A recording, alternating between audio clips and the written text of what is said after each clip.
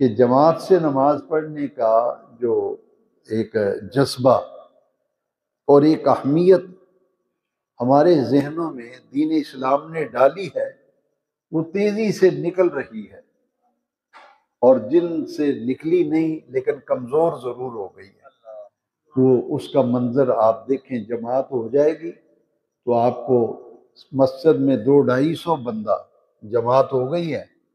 کئی دنوں سے میں نوٹ کر رہا تھا کہ جماعت ہو گئی ہے، نماز پڑھ کے لوگ چلے گئے، 250-300 آدمی میں نے ریکارڈ نوٹ کیا ہے کہ وہ بغیر جماعت کے آ کے پڑھتے ہیں، جبکہ یہ نقطہ میں اور آپ بڑے غور سے سمجھیں کہ اذان کس لیے دی جاتی ہے۔ اگر جماعت اور اذان کی نہ آپ پرواہ کریں نہ میں کروں، پریشانی، کوئی تکلیف، بیماری یا کوئی مسئلہ ہے تو پھر بعد میں آپ پڑھ سکتے ہیں، بعد میں پڑھنا گناہ نہیں، لیکن روح اسلام کا ایک تو مزاج سمجھنا چاہیے، اور ایک اسلام کی روح سمجھنی چاہیے۔ بعض ایسی چیزیں ہیں جو حلال ہیں، ایسی چیزیں ہیں لیکن آپ کا مزاج نہیں، آپ نہیں کھاتے۔ ایک آدمی چائے نہیں پیتا تو چائے حرام ہے یا حلال ہے، لیکن اس کے آگے اگر مہمان آئے چائے رکھے تو کہیں گے سوری میں چائے ساری زندگی میں نہیں پیتا چائے، حالانکہ وہ حلال ہے۔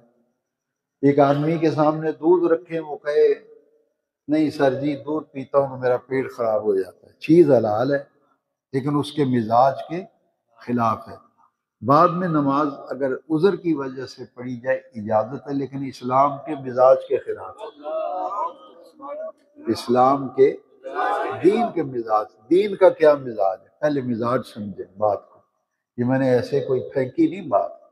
قرآن میں فرمایا وَارْكَعُوا مَعَ الرَّاكِعِينَ، اگر میں اور آپ عادت بنا لیں، کبھی مہینے میں 4-5 دفعہ کوئی عذر آ گیا بعد میں پڑھ لی وہ الگ معاملہ ہے، لیکن میں اور آپ عادت ہی بنا لیں، دکان پہ بیٹھا رہوں، دفتر میں بیٹھا رہوں، گھر میں لیٹا رہوں، وہ خیر ہے جی یہ بڑا ٹائم ہے، میں عصر تک بڑا ٹائم ہے پڑھ لینا جا کے۔ اس کا مطلب یہ ہے کہ ہم نے نہ اذان کی وقت جانی نہ ہم نے جماعت کی وقت جانی۔ جماعت کی اتنی اہمیت ہے، نماز پڑھنے کا حکم تو دیا گیا ادائیگی صلات کا، لیکن کیسے دیا گیا کہ نماز کی ادائیگی کیسے کرنی ہے؟ رب نے فرمایا وَارْكَعُوا مَعَ الرَّاكِعِينَ، اس کا لفظی معنی ہے رکوع کرنے والوں کے ساتھ رکوع کرو۔ تو ہم تو اکیلے رکوع کر رہے ہیں، سارے رکوع کرنے والے مل کے رکوع کر کے چلے گئے، ہم آ کے اکیلے رکوع کر رہے ہیں۔ اسلام کا مزاج اور اسلام کی روح کو مجھے اور آپ کو سمجھنے کی ضرورت ہے، اور وہ روح کیا ہے؟ وَارْكَعُوا مَعَ الرَّاكِعِينَ، رکوع کرنے والوں کے ساتھ رکوع کرو۔ ہمارے ایک استاد صاحب تھے، وہ ان کو طریقہ بہت اچھا تھا مسئلہ سمجھانے کا، وہ کہتے تھے کہ لفظی ترجمہ یہی ہوگا رکوع کرنے والوں کے ساتھ رکوع کرو، لیکن اس سے مراد ہے جھکنے والوں کے ساتھ جھکو۔ رکوع میں جھکتے ہیں، وہ کہتے ہیں اللہ کے سامنے جھکو، اس کے سوا تو وہ کسی کو سجدہ جائز ہی نہیں ہے، وہ تو حرام ہے، حرام قطعی ہے اللہ کریم کے سوا کسی کو سجدہ کرنا۔ کہا اسلام کا مزاج، اسلام کا روح یہ ہے کہ سب جھکنے والے اکٹھے ہو کے جھکیں، پھر رب کی رحمت برستی ہے، فرشتے کہتے ہیں باری تعالیٰ تیرے بندے رکوع میں جھکے ہوئے ہیں، تیرے بندے اب تجھے سجدہ کر رہے ہیں، جی تیری بارگاہ میں ہاتھ باندھ کے کھڑے ہیں۔ تو یہ جو فلسفہ ہے با جماعت نماز کا، اقامت صلات کا پتہ ہے مفہوم کیا ہے؟